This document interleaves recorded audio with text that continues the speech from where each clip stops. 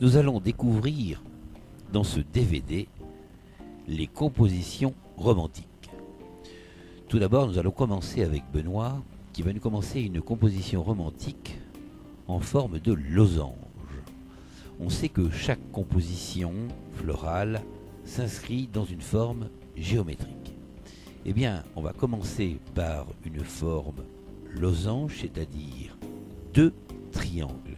C'est important, le losange est composé de deux triangles, c'est-à-dire il y aura deux longueurs pour une largeur. On va le découvrir au fur et à mesure de la fabrication.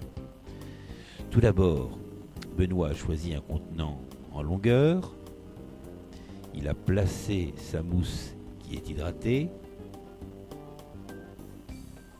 La mousse, eh bien, on va la tailler d'abord avec un couteau pour obtenir le volume que nous souhaitons.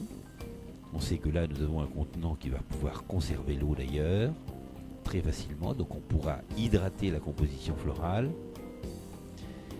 La mousse tient d'ailleurs parfaitement bloquée dans ce contenant.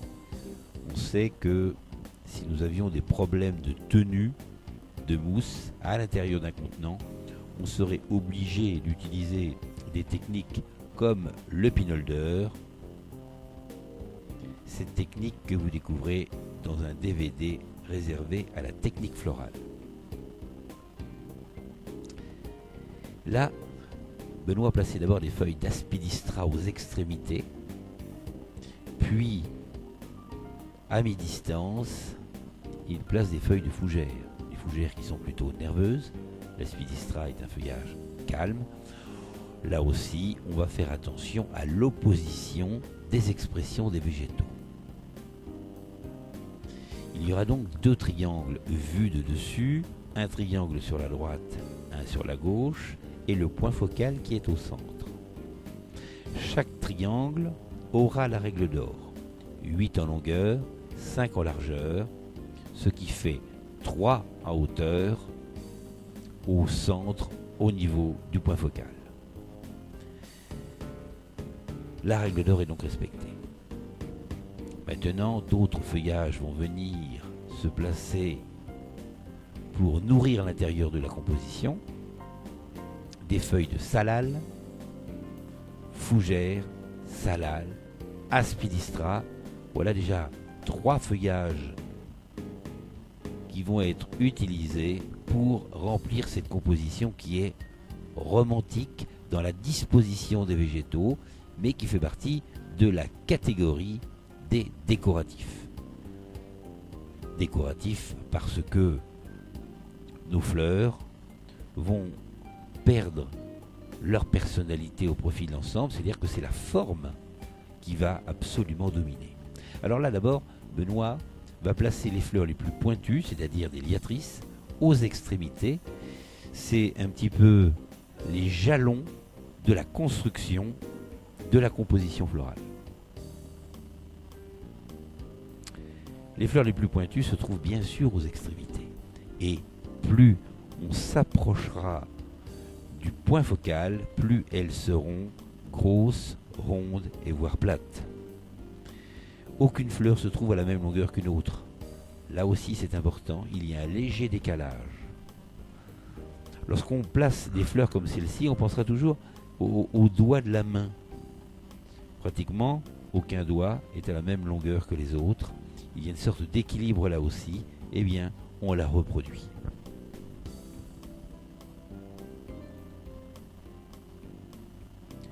Avant de placer une fleur, il est nécessaire de calculer la longueur approximative avant de couper la tige.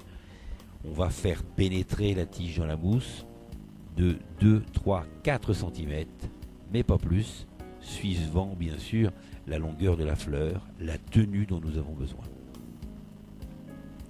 La mousse a été préalablement posée sur l'eau, elle est descendue tout doucement, elle s'est hydratée parfaitement, l'eau était additionnée de conservateur pour fleurs coupées, on l'a placée, et là, on pourra, après, une fois terminé, réhydrater régulièrement la mousse.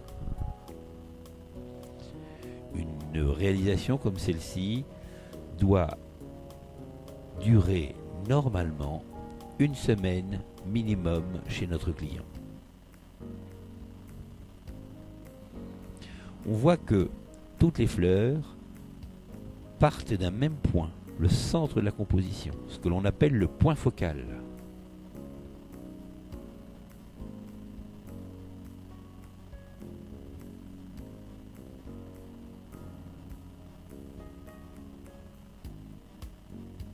Tous ces feuillages ont presque la même valeur que les fleurs. Elles coûtent extrêmement cher, toutes ces feuilles, et donc il est utile de bien les gérer. C'est-à-dire que parfois les grands feuillages, comme les longues feuilles de fougère, sont recoupés en deux dans la longueur pour être utilisés deux fois.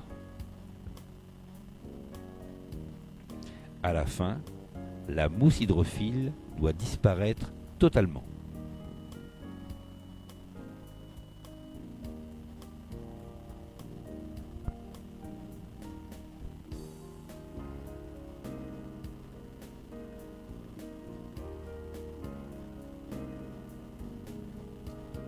Toutes les tiges, feuillages ou fleurs sont coupées en biseau à l'aide du couteau. Le sécateur, le coupe-tout, le ciseau sont absolument interdits. Un vrai professionnel n'utilise que son couteau pour couper les tiges de feuillage et de fleurs.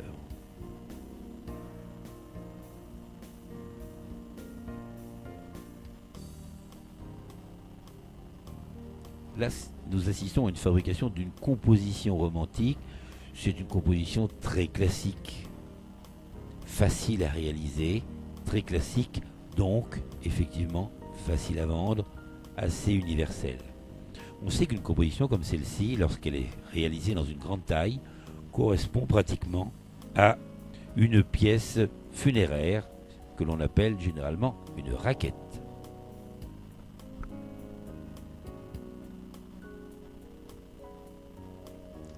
Après avoir placé les liatrices, Benoît va placer les roses. Là aussi, il travaille par famille. Les étapes, d'abord les liatrices, ensuite les roses, après une autre famille. Il faudra contrôler à chaque fois que l'on a placé une famille si la forme que l'on veut obtenir à la fin est bien respectée avec chaque famille. Donc la méthode reste la même en somme. On va d'abord placer les extrémités, et ensuite on va remplir.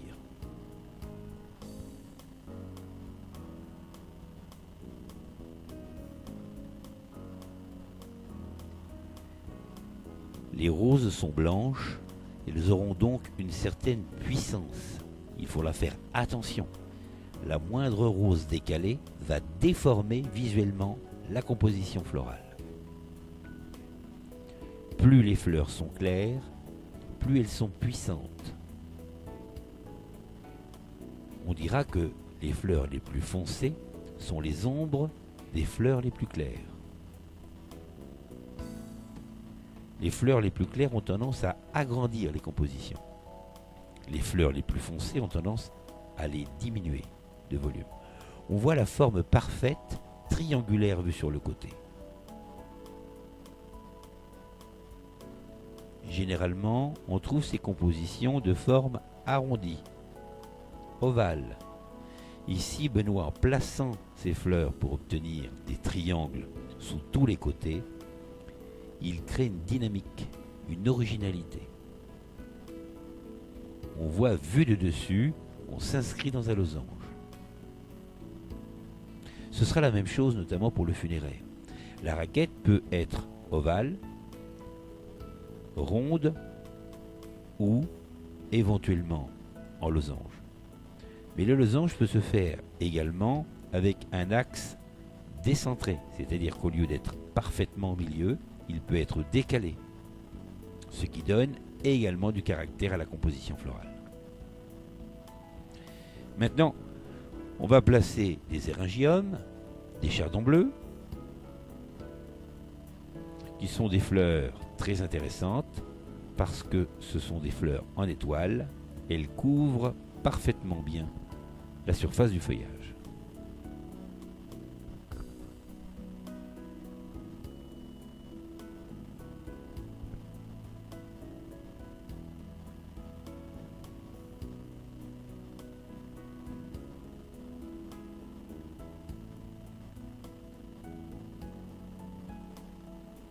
Les éryngiums sont tous placés.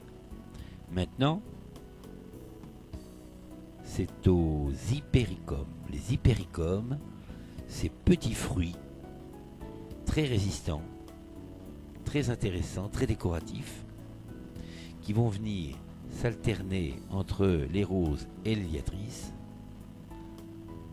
et qui nous apportent encore un petit peu de fantaisie et surtout une complémentarité. On voit que nous avons des fleurs longues, des fleurs rondes, des fleurs puissantes comme les roses et des baies d'hypéricum qui symbolisent un peu la vie, la graine, le début de la vie.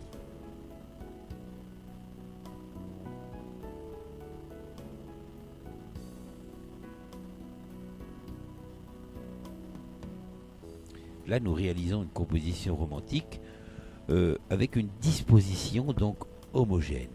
Toutes les fleurs sont disposées une à peu près à des distances égales, et uniquement avec des petites fleurs décoratives. Généralement d'ailleurs, le romantique se travaille avec des anémones, des renoncules, des tulipes, etc., etc.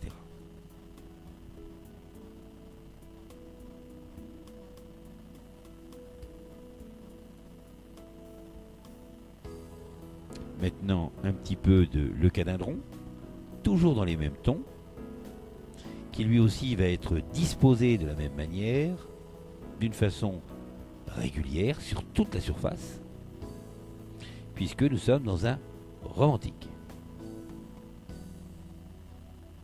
Alors, romantique, ça peut s'appliquer aussi bien dans une composition triangulaire, ronde, carrée, aussi bien dans une couronne que dans une pièce funéraire quelconque, dans un bouquet rond, etc., etc.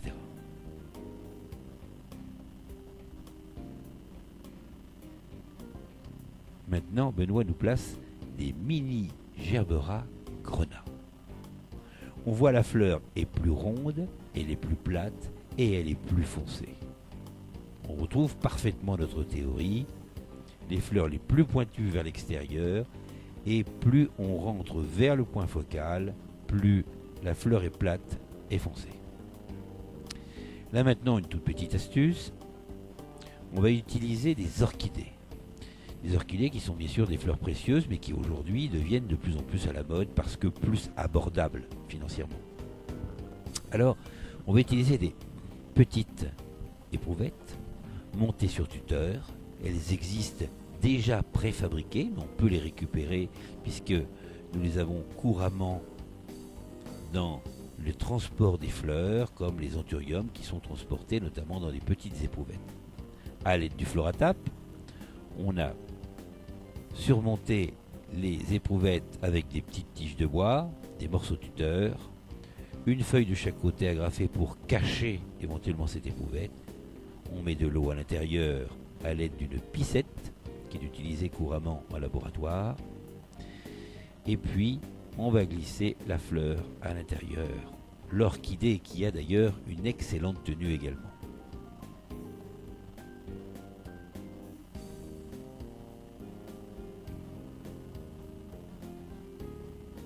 Voilà une autre façon de cacher l'éprouvette. Une feuille qui est mise par-dessus, une fente dans la longueur de la feuille et on vient glisser la fleur. L'eau se trouve à l'intérieur, l'orchidée est donc parfaitement hydratée. On va donc pouvoir travailler ensuite ces orchidées, ces vandas, de la même façon qu'une rose, qu'un œillet, etc.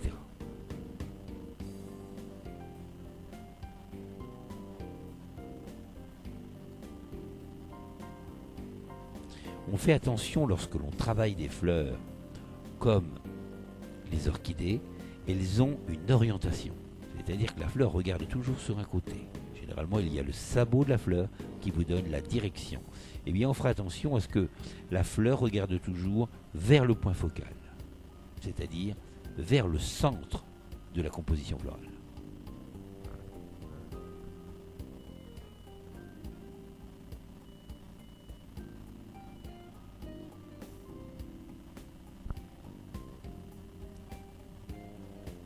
on voit là aussi que l'harmonie des couleurs est capitale. Nous avons un camailleux extrêmement intéressant, extrêmement riche. La composition est donc très très simple, facile à réaliser, mais très élégante. Cette composition-là peut être utilisée en centre de table, sur une scène, sur un buffet également. Un peu plus grande, elle pourrait être utilisée pour du funéraire. Maintenant, Benoît passe un produit conservateur pour fleurs coupées, une petite pellicule qui va se déposer sur la fleur et qui va éviter qu'elle transpire et donc qu'elle se conserve beaucoup mieux.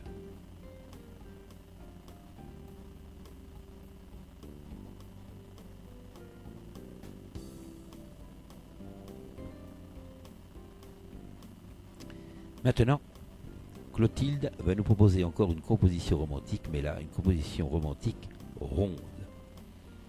On prend toujours pour exemple, pour la composition ronde, le demi-ballon de football.